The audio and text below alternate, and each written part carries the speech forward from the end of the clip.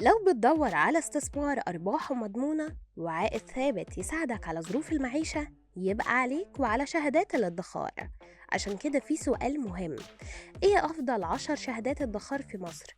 وايه أحسن البنوك اللي تشتري شهادة منها؟ عشان كده خليك معايا وأنا هقولك كل التفاصيل.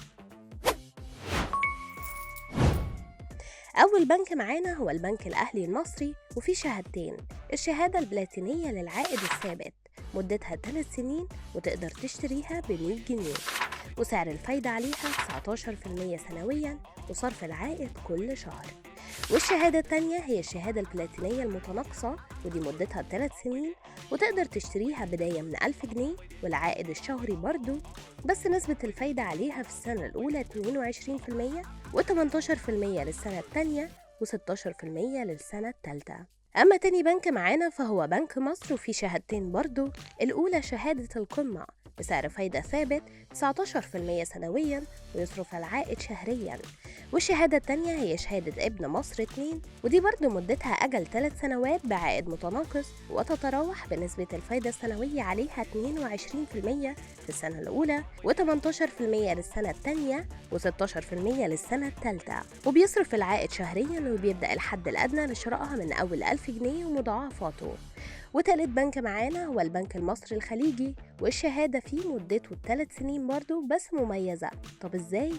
سعر الفايدة 23% في السنة الأولى، وفي السنة التانية والتالتة سعر الفايدة متغير حسب سعر الإيداع في البنك المركزي، وبيصرف العائد شهريا ويبدأ شرائها من أول 1000 جنيه. أما رابع بنك معانا فهو بنك ناصر الاجتماعي، والبنك ده بيقدم 3 شهادات: الأولى شهادة ثلاثية تراكمية للأفراد بيبدأ بيعها من أول 1000 جنيه، وسعر الفايدة عليها 22% بس بشرط صرف العائد في نهاية المدة. والشهادة التانية مدتها سنة ونص ونسبة الفايدة 20%، بيصرف العائد عند تاريخ الاستحقاق. والشهادة التالتة اسمها رد الجميلة لكبار السن من 60 سنة أو أكتر، وسعر الفايدة 17.75% للعائد الشهري.